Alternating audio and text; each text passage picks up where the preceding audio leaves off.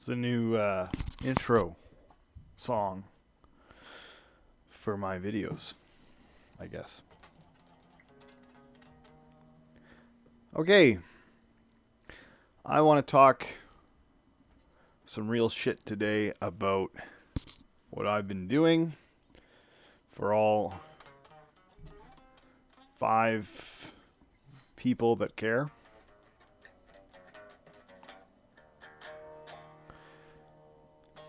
I've been reading this lately. I've been playing this lately. That's Old School Essentials. This is the best book I think I've ever read for an RPG. And it has nothing to do with anything unique or revolutionary or different about it. This is just old school D&D perfected and made not into a fucking mess.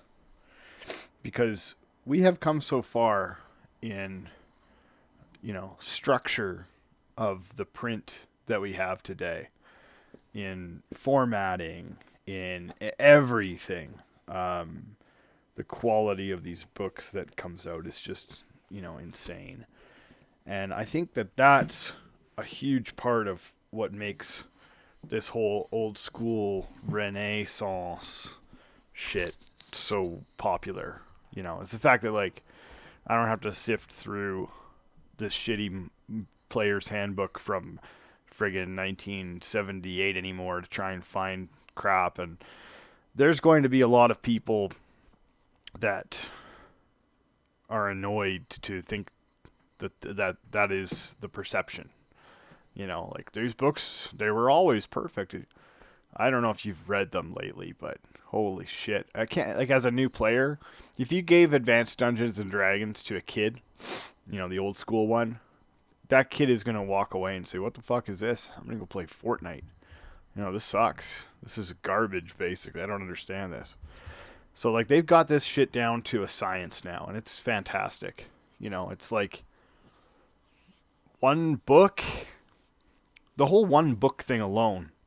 And it's kind of funny because Old School Essentials is known for having 5 little books, and that's cool too because it's just broken down into such a granular thing, right? I don't have to sit there and flip through this tome to find my monsters. I just get the monster book and there's the monsters, and it's not this massive, intimidating textbook. Oh man, you should see my room right now. It's covered in books. They're all over the fucking place. I've got a bunch next to my bed. I got some in the shelves over here and over there. I like them. I like reading through them and flipping through them. That's not my problem. My problem is at the table they become almost fucking useless, pretty much. If you're trying to keep a game going and keep that flow of play, right? Nobody hates it more when it's what do I do here? 1 minute. Let me just get the thing. Page 91. No, it's not there. It's over. That's boring, and it sucks, and it's slow. Oh yeah, by the way, everybody that makes these books, if you don't do this, where this is the end of the book, and you've got the tables here, like this, look at that, then you're fucking up. And this is the same pretty much as if you buy the DM screen. I'm pretty sure it just has the same charts in the DM screen.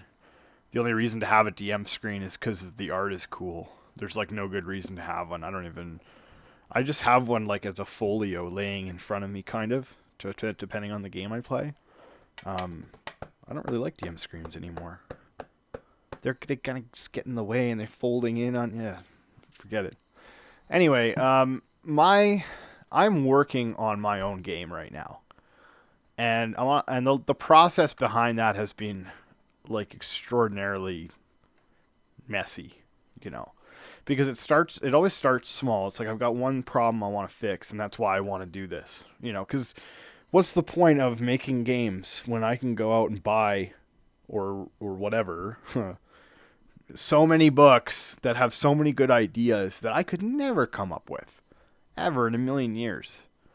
I'm not a math guy. I can't sit there and it's hard for me to work out probabilities and see how that would affect flow and all this stuff. oh man, it's that's not my forte, right? I'm one of these postmodern DM types where it's like, just fucking go with the flow, brother. You know, smoking doobs and just kind of loosey goosey putting together these games. But I've been trying lately to be more by the book for the simple reason of consistency, because I find consistency starts to matter over a longer period of time, if that makes sense. So the new age like way of thinking about D&D and these collaborative storytelling games is you're just kind of sitting there in this ether and you're all kind of like just, I don't even know how to explain it. It's like a fucking Tupperware party or something. Like it's all about the shared energy, man. It's like hippie shit almost or something. It's crazy. And it's totally true. When you're sitting with other people, you have these moments where you're playing off each other and it's like super exciting.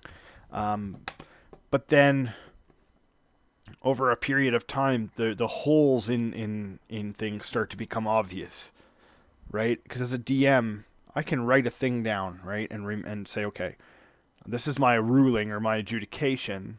I'm choosing it right on the spot for this thing that we don't know how to do yet, and I'm going to write it down in my book or on a scratch paper or something. But when you do that, you know, maybe other DMs are more well organized, but I just find I have a bunch of scattered bullshit everywhere, and then I'm forgetting, and nothing's compiled properly.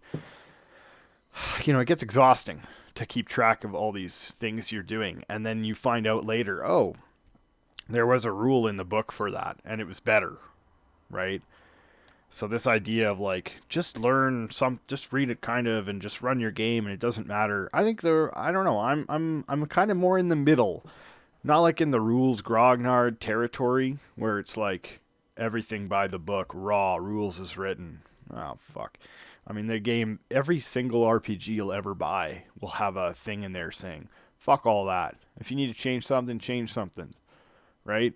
So I don't know where that comes from, the idea of like the rules are some kind of gospel.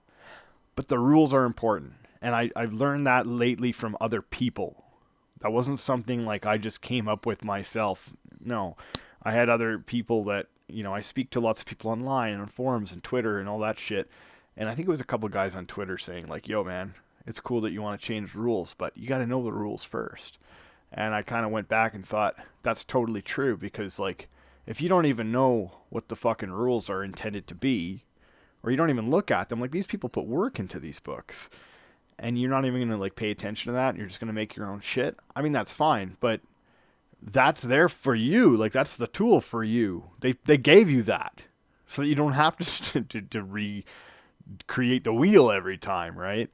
And like a lot of it's like on the back of at least some kind of moderate play testing or thought or whatever that you haven't really done yourself, that you've just kind of said, whatever, let's do this. And then it can break later is the issue. So I have been going through Old School Essentials, and not only have I been like doing, like paying attention more to what's here and actually going off of values in the book and even like money values. What do you get from this encounter when you beat this encounter and all this? But even like stuff that is sort of suggested, like wandering monsters, random encounters. It's like, no, you know what? Let's just do that. Let's use that as an adventure and see how it works. Because why not? What's the worst that happens? Well, the worst that happens is your party dies and everybody fucking leaves. They want to play with you again and they think you suck. But my point is, these tools are here, so it's like it's worth putting them to the test, I guess. Because as you are creating your own stuff, it's a lesson for you too, in how quickly things can fall apart when they're put under scrutiny. So if the pressure of real play is upon you, you know, how long are those systems going to last? And as you're writing your own game, which I'm currently doing, you realize how important that is, because you'll get this crazy idea, right? Like the other night I did a bunch of weed and stuff, and I was like having this brainstorming session with some friends, and we were coming up with this shit, and then I went and I did my own thing for like a couple hours. I'm writing things down. I have all these brainstorming ideas. And at the time, I'm like, this is the coolest fucking thing ever, you know. But I never tested it as I was going. Really, it was just like bleh, you know. You're just like barfing ideas onto a page. And then I get up the next morning and I pull this thing out. I'm like, okay, cool. Let's start rolling the dice. But oh no. Oh, this doesn't work at all. You know, like you can immediately tell as a DM when shit's not working because you have a goal in mind. So like my goal is combat is boring and long. So let's speed it up, man. Let's get it to like where it's a couple of rounds, but trying to get that balance between speed and excitement, you know. And there's a lot of systems that try really hard to do that in some way, whether they make the game more deadly or maybe they introduce a new mechanic to like put pressure, oh my gosh, on players. I think that is a hard balancing act to do, but unless you start rolling the dice on that and start seeing how that flow goes, an idea is just an idea. It doesn't mean shit. So my initial intent to speed up combat, you know, when it was put under scrutiny, it was like, oh, I'm not really speeding up anything. You know, this is the same as before. I've kind of like recreated the whole armor class, HP, this, that dichotomy, but in a different way. But it's still not what I want. And I'm not going to bash on armor class HP. Obviously, like, that's not what I'm talking about. I'm not talking about any specific thing. But in this case, that was what I was mulling over. It was like, what can you consolidate to make things just keep going, right? To make hits more likely so that things are over more quickly, but have that balance between players and monsters or whatever enemies, so that, you know, you still have that heroic feeling. Because if you just make a game more deadly for everybody, my personal experience is that makes it less heroic in a sense. It's just like this danger all the time. And there's a huge argument for danger and the whole like you'll die at any moment, that mentality. I get that style of game. I never liked that style of game.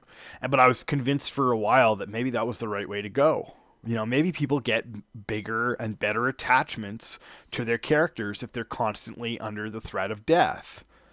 And it's like, that's not true, because when we played, what were we playing? I think it was Morkborg or something, and players just kept dying because it was like, it's meant to be brutal and harsh and all this. And then it's like, you do the whole thing where it's like, you come to the next dungeon room and you find another cleric. You know, and they're like, yeah, I'm just going to use my other character sheet, and his name's Jerry now instead of Frank. Okay, cool. What's that, an acid pit? Fuck it, let's see what happens if I jump in, because who fucking cares? Because Frank, once he dies, he's going to be Fred, and then Fred's going to be Bob. You know, players are like, oh man, they're like, it's like herding cats, you know? And it shouldn't feel like that, but it does if you don't balance things properly. You have to give your players a reason to want to protect. Yeah, sure.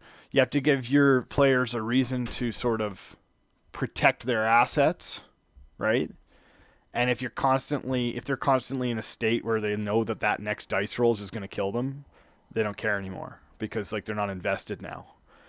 But it's the same if it's that long game. There's never any threat. They're just like plowing through shit like they're the fucking Doomslayer. Then you're gonna have the same problem, I think. So it's like, it's more about a middle ground, and I'm trying to find the middle ground, you know, when I'm designing. But you have to make sure that the systems you're making hold up under scrutiny, because you don't want to give people nothing. I don't want to look, as long as I fucking live, I don't want to see another book that says, you're the DM, make a decision. It's like, okay, we were talking about this the other night, my buddy Mike and I. And it's like, I want you to give me tools so that I can ignore your tools, right? Like, I don't want you to give me nothing. Otherwise, what do I need your fucking book for? You know, the 3 neat things that are in it? Like, I can get that almost anywhere else. You know, Morkborg was like the subject of discussion.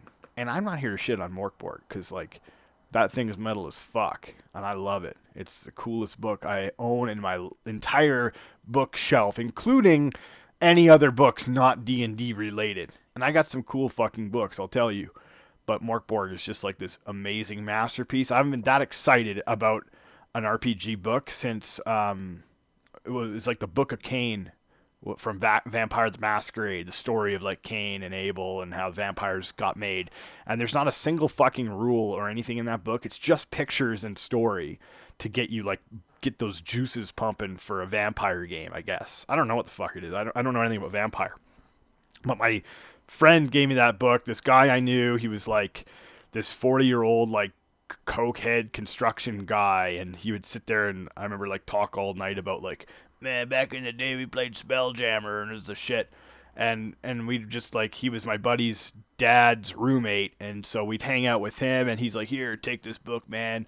And I got this Book of Cain. It's like this black book with like a skull on it, and you open it up and there's like a picture of like Cain is like goring Abel with this like spike, you know. And I'm a religious guy, so that like resonated with me. I was like, whoa, this is so cool. It's like Cain and Abel, but the gritty version that, you know, you would, the way that it would have been like, right? Not just like the sort of gloss over, he killed his brother, blah. And then you flip to the next page, there's like a naked chick, and it's just like, as a 14-year-old, it was like you're holding something forbidden, you know. It's like, oh, we ran across the Necronomicon of RPG shit, and it was so cool. And Morkborg has that quality to it, right? But we were talking about how with Morkborg, it's like, you know, he was saying there's not much meat on the bones, right? And he wanted to take that and do old school essentials and kind of mix the two together, which is cool. That's what you should do. Hack your shit, man. But then I went online, and then like there was people saying, the Morkborg team was saying how there was like, I don't know, over 300 supplements that had been made. And then another guy commented and said, see, like people say Morkborg has no meat on its bones, but it's because players have to create that meat. And it's like, well, hold on though, you know. Morkborg's problem is not that it doesn't have meat on its bones. It's a fine system, in my opinion. It's simple, it's basic. You know, it gives you enough to work with to do a very specific kind of game, I think. You know, but the argument that it's the player's job, it's the world's job to flesh out this, to make the book the book. If it were true that Morkborg was just incomplete and not well designed and just given to people and say, do something, and then players like made it better, kind of like a Glog situation where Glog is like not even a thing, and then people are just like hacking shit together for it all the time, and they're saying like, you have to hack for this game or it doesn't work. That to me isn't a fucking game then. That's not a product like that I want to buy, because I am responsible for adjudicating and removing things that I don't need and changing things. But you, as the publisher of that material, are responsible for giving me everything I do need in case I don't have time for that, if that makes sense.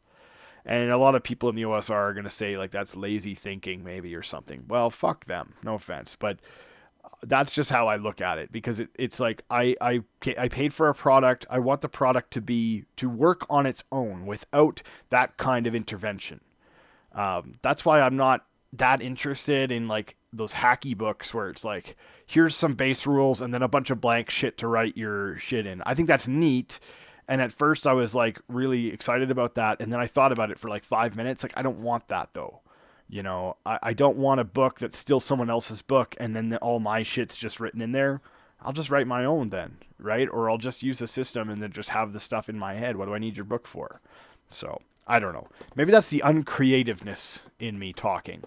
And maybe I want to get past like all these base rules and like constantly regurgitating slight modifications of BX and stuff like that in this ecosystem, because it's like, how much more do we need of that? How much more can we take? But I think that when you make a new game, it's really hard to get past those concepts because they work too. So like when I was making my own game, I was being a smartass about it. and thinking, what if we didn't use this? What if we use these weird dice? What if, like, you took a dice, you know, and instead of rolling, you just put it down and then it has the number on it that you want, and then they compare their select. It's just like fucking nonsense. You know, it's just, at that point, it's just anything goes. I think that Hanker and Fernale referred to this as like Calvin Ball. And it is kind of like Calvin Ball. And I don't know if he was being positive or negative, but I'm being negative about it and saying, like, I don't want to do that. I want something that's recognizable and easy for people to pick up that are sort of into this already to some degree. Because it's part of like the culture now in a sense. Even outside the D&D world to a degree, where it's like you've got the 20-sided dice, you know. That's the cool thing. And IT Crowd does that, right? It's like, it all starts with a 20-sided dice. And she's like, Moss, I don't want to listen to this anymore. You know, like, that's part of like the culture almost. So when a book is telling me like, we have a D12 pool, I feel like I'm being attacked in a sense. It's like, a D12 pool, motherfucker. Like, I have a bunch of D20s. I don't got a bunch of D12s hanging around. You're going to make me go buy like 20 D12s now? Well, fuck you. You know, why do I have to do that when you can just... All these probabilities can be handled with like a percentile dice. In fact, when I'm sitting and designing, I'm thinking in percentages. I'm not thinking in D20 and D6 and these different dice. I write things down as like, you should have a 5% chance to do this, or you should have a 20% chance to do this. And then you make those conversions after, right?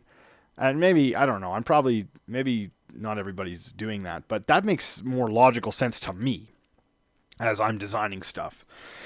So like, I want to make it as simple as possible for a DM to just use what they have at their disposal already, rather than being like, you got to go buy Zachi dice. What the fuck are Zachi dice? Well, we don't really know, but you got to go find some. You know, when Dungeon Crawl Classics first came out, like, good luck finding a set of Zachi dice anywhere. Now I think they have their own like branded Zachi dice, which are probably like $50 or something. But back then it was like, what the fuck? What is this? I got to make all these weird conversions now to use this shit? Oh, God. No, help me. Someone help. Give me this. This is like really nice. Look at this one. See? Look at that. It's even better. Just keep buying bigger D20s for your game. And there you go. You roll the D20. Anyway, I'm not picking on anybody's individual systems. I also like roll under percentage systems. I like D6 pools. Because guess what? If you don't have a D6 in your house, you're some kind of fucking alien. Everybody has Yahtzee, right? I don't know. That seems like reasonable. Okay? And then these you can find anywhere too. So that's getting easier and easier. Not like when I was a kid. I couldn't find these fucking things. You know what I mean? Like, I couldn't find these dice. Someone had one. It was like, sick. Can I have a set? No, fuck you. Okay. It's all about kind of, I don't want to break a mold. And this is where it comes down to when you're deciding to make your own game. What are you trying to achieve? And so I had to really go back to that because my rules and things were getting convoluted and I was getting confused and it was becoming a nightmare. And it was like, okay, this isn't really working now. So I kind of went back and said, what are the problems I'm trying to solve here? What don't I like? And I was like, okay, do I hate combat? No. What do I want to change about combat? I want to speed it up a little bit so that my players aren't sitting there fighting a black dragon for 25 rounds or whatever. And then, yeah, so people were on a forum, like, when I mentioned this and saying, like, well, you're playing it wrong. What are you playing? Da-da-da. In 5e, you shouldn't have this. Like, motherfucker, you don't even know I never even said what system I'm playing. I'm just saying it's a problem. It's a consistent problem in so many games, not even that I DM, but that I play, where we're sitting there for 2 hours in a single encounter. And, like, maybe my memory is skewed or bad or wrong, but when I was a kid and we were playing D&D, that never fucking happened. I can say that almost 100% certain. That never happened. We were not sitting there for 3 hours doing one encounter. That shit never happened till 3rd edition for us and 4th edition. 4th specifically, because we didn't even follow the rules of 3rd, really. We just, like, threw all the tabletop crap out the window because we were reading it and seeing grids and saying, well, what the fuck is this? We never used grids and whatever. So I think 2nd edition, like, if you look through the rules, I don't even know if it really talks about grids, and that's the one that we played. 1st edition certainly does.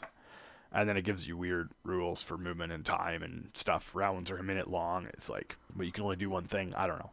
Anyway, so my point is, it's like, I don't want to break the mold of the rules, but I want to speed things up to go back to an older style. And I also wanted to capture something about those games that I think has been maybe lost in a lot of, due to the lack of dedication on the player's part, because we're in a world that's very different now. And maybe it's where I grew up. I was in a small town, right? And people got together and they just played all the time. It wasn't like once a month we're going to get together and do this thing. Is everybody ready? Oh, guys, got to cancel. And we just got together and hung out and played D&D for hours, and that's what we did, you know? And so, like, we'd have these long-ass campaigns that would go on until your character is old, and maybe they're almost in old age, and you own a keep now, and you're like a king, and all this crazy stuff happens. And those rules are all in D&D. AD&D, specifically Old School Essentials, has, like, you know, keep building and who you need to hire, and then followers that you get over time. Like, these are things we had in our games. But I feel like that gets lost in the shuffle when you're, like, in a mega dungeon for 150 sessions and stuff. And so with my game, I wanted to get back to something that was more like long form, or give people that experience, I guess, but not have them require that same dedication of, like, we're going to be a group, and we're going to be a group for 5 years or 10 years or 15 years in real time, real life, you know, and we're just going to keep playing this campaign. I think a lot of campaigns fizzle out after a few months. So so my initial thrust for making this game was, let's have a game where that you can experience that same kind of thing. That same feeling is there, but you can experience it in a shorter period of time. So I can play as my character's son, because my character dies of old age, but that'll be after, you know, maybe 15 sessions of play, maybe 6 months of play, that I can get to that point and see this world evolving in a longer term way, right? Right now, the nickname I've given the system is Legacy. So all you fucking thieves out there that want to steal this idea, like, none of you, don't fucking do it. So it's here, you know, here's the evidence, here's the proof. So that was like a legacy, kind of like how there's Risk Legacy and all these fucking things. And maybe an RPG called Legacy already exists, so I'll have to change it anyway. And maybe I'm the one that's stealing right now. Could be. I thought of games like Mouse Guard that have 3 types of phases in an adventure, where you have, like, your kind of starting out phase, looking for evidence, finding problems, walking through town, talking to people. Then you have, like, your adventure. They're out on the patrol, basically. The Mouse Guard is out on the guard. They're escorting someone somewhere or doing a thing, you know. And I thought it'd be cool to break it down kind of like that. So an adventure is not just the adventure. An adventure is, like, different sort of constructed phases of gameplays. So you could have sort of a flow chart. I'm in love with flow charts lately, by the way. That's where this comes from. You can have, like, a flow chart or a sequence of sort of structure for how things would play out. And I mean, you're a DM, you don't have to abide by it, but you give it to the players in the printed form. So, like, I want a big book. I don't want to, I want to, people say, like, if your rule book's more than 64 pages, that's a deal breaker nowadays because of OSR. Okay. They're like 64 pages to 200 pages is the sweet spot. 200 pages? Sure, I could see that. Because what I want is rules that are like 10 pages long or 5 pages long. I mean, Morkborg's combat rules is 1 page, right? I want rules like that where the rules are easy to understand. But then when you get past the rules and you understand the function of the game and how the mechanics play out, then it should all be, after that, here's stuff, right? Here's tables, here's charts, here's all this shit. And if you're the kind of DM that's just like, fuck all that, I don't use any of those, good, skip it, don't use it. Rip it out of the book and throw it in the garbage and burn it and just use what you need. I don't care. But I want to give you that as a designer because, like, I want you to have a complete product in your hand where you could theoretically go through it and run it without any intervention. on your part. Hello. That would be a possibility. That's my like way that I envision this game being. So it's like it takes you through this fantasy life, but you still have all the adventure and all the excitement, the dungeon crawling, the fighting, etc. Of any other system out there. You know, I kind of like thought of it as a mix of sort of Romance of the Three Kingdoms or Civilization and D&D in a sense. You'll have like specific. Who the fuck is this? Do you play Minecraft on survival or creative mode? What? I don't understand. I just had a message from Xbox. I play Doom. Oh, you know who? I know who that is. This is the worst YouTube video ever. Don't watch my channel. It's weird. I just kind of ramble and I'm like half inebriated half the time anyway because of all the pills they have me on for my illnesses. I'm a competitor with Taking 20 and all these really pro channels now, don't you know? And sometimes I just fiddle on my guitar. This is my vlog. Remember vlogs? Where people would just do this? They just ramble about things. Now it's like content. Like, do you like Dungeons and Dragons? Here's the top 10 reasons you shouldn't use beholders in your campaign. Number 1, too many eyes. Yeah? What's that? Oh, new phone. New phone? Oh my gosh. Dad? Yeah. Anyway. Okay. So, I'm going to finish this up because it's rambling. But I wanted to give you an idea, whoever you are. Dad, how are you talking? I'm talking to the YouTube. The internet. Yeah. Pretty cool, hey? The YouTubes. Oh, I know. Are you sad? She's very sensitive. She doesn't like that I'm talking to you guys, so I better let it go. So to sum up, when you're making rules or you're playing someone else's system, consider what they've given you already. Consider that before, oh my gosh, before you start screwing with things. I 100% believe in that now. Try and play the systems as they're written, because this is a great system by itself. I don't need to change anything. You know what I mean? And I can if I want, but that's my choice as the DM. You as the designer, give me stuff. And so when my book is done in 2112, and it is in the hallowed halls of the temples of Syrinx, available for purchase, I will make sure to give you guys everything you need to run a game. It'll be nice and thick and pretty. Nice hardcover book. I'm going to have 9 ribbons in mine. Old School Essentials, 2 fucking ribbons. This is amateur hour, buddy. We're going 9, 10 ribbons on my book. But anyway, that's what I think. You heard it here first on the best YouTube channel from the best DM. I have to go now. Thanks for watching. See you later. Okay.